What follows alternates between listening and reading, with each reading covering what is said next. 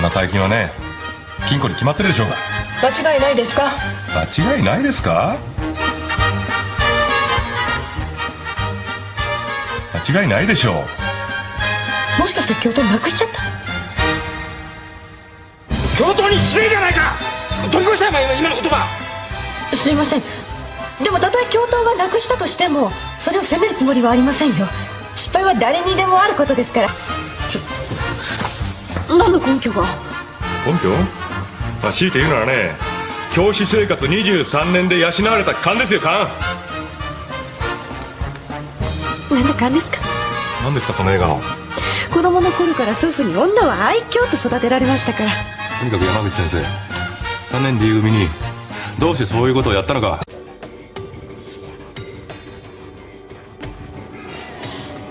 Kasus yang kami analisis adalah dilema wali kelas. Di sekolah tempat saya mengajar, ada seorang siswa yang bernama Randy, yang merupakan anak kelas 8. Randy dikenal sebagai siswa yang malas, jarang masuk sekolah, sering tidak mengumpulkan tugas, dan kurang berpartisipasi dalam kegiatan kelas. Sekalinya masuk sekolah, pekerjaannya hanya mengganggu teman yang lain, sehingga kondisi pembelajaran menjadi tidak kondusif. Di akhir tahun ajaran, tiba saatnya untuk menentukan siswa yang akan naik ke kelas berikutnya. Berdasarkan penilaian akademis, Randy seharusnya tidak memenuhi syarat untuk naik kelas, karena nilai-nilainya sangat rendah, bahkan ada yang kosong. Namun, wali kelasnya yaitu Bu Silvi mendapatkan tekanan dari kepala sekolah, dari bagian kesiswaan dan kurikulum untuk menaikkan nilai Randy agar bisa naik kelas. Alasan yang diberikan adalah untuk mempertahankan citra sekolah di mata masyarakat. Nah, berdasarkan kasus tersebut, paradigma apa yang digunakan dalam studi kasus tersebut?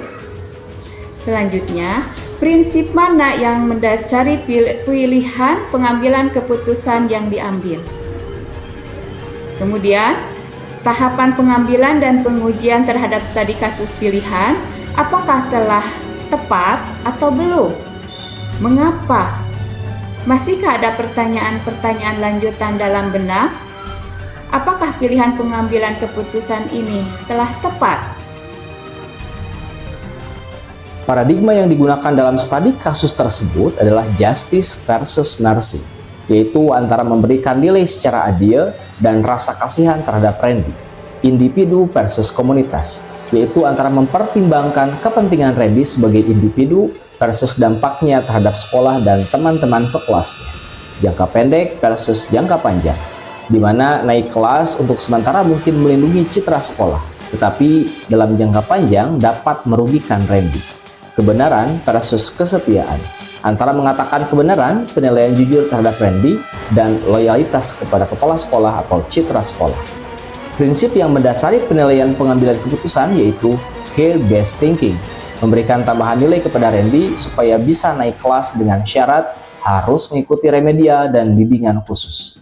Dengan pendekatan ini, mempertimbangkan bagaimana siswa tersebut ingin diperlakukan jika berada pada situasi yang sulit. 9 langkah pengambilan dan pengujian keputusan. 1. Nilai yang saling bertentangan. Keadilan dan kejujuran. Penilaian seharusnya berdasarkan prestasi dan usaha yang sesungguhnya, bukan manipulasi untuk keuntungan citra sekolah. Kepentingan siswa. Mengangkat nilai Randy mungkin melindungi Randy dari kegagalan, tetapi apakah ini membantunya dalam jangka panjang? Citra sekolah. Kepala sekolah ingin menjaga reputasi sekolah di mata masyarakat, tetapi dengan cara yang mungkin tidak etis. Tanggung jawab profesional. Sebagai guru dan wali kelas, ada tanggung jawab moral untuk memberikan penilaian yang adil dan mempersiapkan siswa untuk masa depan. 2. Pihak yang terlibat. Randy yang kinerja akademisnya rendah dan perilakunya mengganggu proses belajar. Bu Silvi, guru yang menghadapi dilema untuk menaikkan nilai Randy demi tekanan dari kepala sekolah. Kepala sekolah, pihak yang memberikan tekanan kepada wali kelas untuk menaikkan nilai Randy demi menjaga citra sekolah. Teman sekelas Randy, mereka juga terpengaruh oleh perilaku dan hasil akademis Randy. Orang tua Randy mungkin tidak sadar tentang kondisi akademis anaknya yang sebenarnya. Sekolah, institusi yang bertanggung jawab atas reputasi dan kualitas pendidikan yang disampaikan. 3. Fakta-fakta yang relevan. Randy sering tidak masuk sekolah, malas, dan tidak pernah mengumpulkan tugas. Randy sering mengganggu proses pembelajaran di kelas. Nilai akademis Randy sangat rendah, bahkan ada yang nilainya kosong dan seharusnya tidak memenuhi syarat untuk naik kelas. Ada tekanan dari kepala sekolah kepada Ibu Silvi untuk memanipulasi nilai demi citra sekolah. 4. Pengujian benar atau salah. Uji ilegal. Meskipun tidak secara eksplisit melanggar hukum, manipulasi nilai bisa dianggap sebagai tindakan yang tidak etis dan melanggar kebijakan pendidikan nasional yang menekankan kejujuran dalam evaluasi. Uji regulasi. Hal ini jelas melanggar kode etik profesi guru. Guru diharapkan bertindak adil, jujur, dan bertanggung jawab dalam penilaian akademis siswa serta mempersiapkan mereka untuk masa depan berdasarkan prestasi yang sebenarnya. Uji intuisi. Secara intuitif, situasi ini terasa salah. Manipulasi nilai tidak hanya merugikan siswa, tetapi juga mengorbankan integritas sistem pendidikan. Uji publikasi. Jika keputusan untuk menaikkan nilai Randy dipublikasikan, maka saya tidak akan merasa nyaman. Karena apabila diketahui masyarakat, hal ini akan merusak kepercayaan terhadap sekolah dan reputasi profesional kita sebagai guru.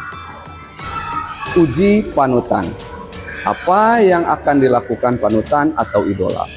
Seorang panutan yang menghargai integritas dan keadilan dalam pendidikan kemungkinan besar akan menolak manipulasi nilai dan mencari solusi yang lebih adil.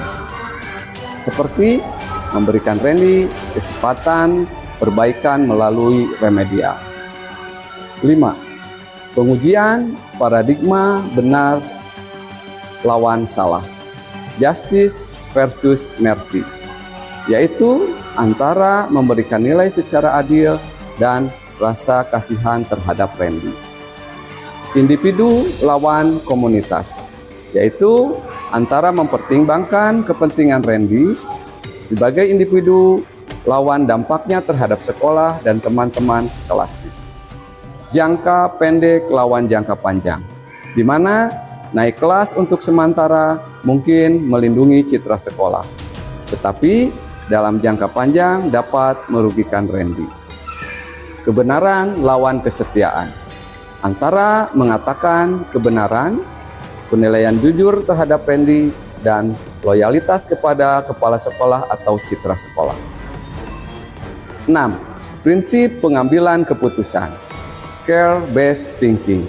Memberikan tambahan nilai kepada Randy supaya bisa naik kelas dengan syarat harus mengikuti program remedial dan bimbingan khusus. Dengan pendekatan ini, mempertimbangkan bagaimana siswa tersebut ingin diperlakukan jika berada pada situasi yang sulit. 7. Investigasi opsi trilema. Opsi kreatif. Remedial atau program pembinaan khusus. Sebagai alternatif, sekolah bisa memberikan kesempatan kepada Randy untuk memperbaiki nilainya melalui program remedial, tambahan kelas, atau konseling yang bisa membantu Randy berubah sebelum naik kelas. Melibatkan orang tua, mengajak orang tua Randy dalam pembinaan perilaku dan akademisnya. Tindak lanjut konseling. Mengidentifikasi masalah yang mungkin menjadi penyebab perilaku dan kinerja Randy dan bekerja sama dengan konselor untuk menangani masalah ini. 8. Buat keputusan. Saya akan menolak untuk menaikkan nilai Randy secara cuma-cuma. Sebagai gantinya, saya akan menawarkan solusi remedial atau program pembinaan khusus untuk membantu Randy memperbaiki prestasi akademis dan perilakunya, serta melibatkan orang tua dan konselor sekolah untuk memberikan dukungan tambahan. 9. Tinjau ulang keputusan dan refleksikan. Keputusan ini terasa adil karena memberikan kesempatan kepada Randy untuk memperbaiki diri tanpa mengorbankan prinsip-prinsip etika dan keadilan dalam pendidikan. Hal ini juga menjaga integritas profesi dan sistem penilaian di sekolah. Ini akan menjadi keputusan yang sulit, namun dengan mempertimbangkan dampaknya secara holistik, ini adalah langkah yang paling etis dan bijaksana. Pertanyaan selanjutnya, yaitu apakah keputusan tersebut sudah tepat atau belum? Jika keputusan menaikkan nilai Randy diambil hanya berdasarkan tekanan dan demi citra sekolah, maka secara etis keputusan tersebut salah dan patut dipertanyakan. Mengorbankan keadilan dan integritas akademik demi citra sekolah akan berisiko menurunkan standar dan kredibilitas sekolah dalam jangka panjang. Jadi, menaikkan nilai Randy dengan syarat mengikuti remedial dan bimbingan khusus adalah keputusan yang sudah tepat. Kemudian yang akan jadi pertanyaan lanjutannya adalah, apakah keputusan ini akan memberikan dampak positif bagi perkembangan Randy? Apakah ada alternatif lain yang lebih bijaksana? Bagaimana menjaga keseimbangan antara individu siswa dan kepentingan institusi? Nah, dengan menggunakan tahapan pengujian di atas, keputusan dapat dievaluasi secara lebih mendalam untuk menemukan keputusan yang tidak hanya baik bagi Randy, tapi juga adil dan bermanfaat bagi sekolah. Hal menarik dan tidak terduga. Hal menariknya yaitu, Bu Silpi tidak memberikan nilai secara cuma-cuma kepada Randy. Nilai Randy bisa naik dengan syarat mengikuti remedial dan bimbingan khusus. Sedangkan hal yang tidak terduganya yaitu memberikan kesempatan kepada Randy melakukan remedial akan menimbulkan sikap kecemburuan dan rasa ketidakadilan dari teman Randy yang mungkin merasa ada perlakuan istimewa. Kesimpulan, perlu kita ingat bahwa 9 langkah pengambilan keputusan hanyalah sebatas panduan, bukan sebuah metode yang kaku dalam penerapannya.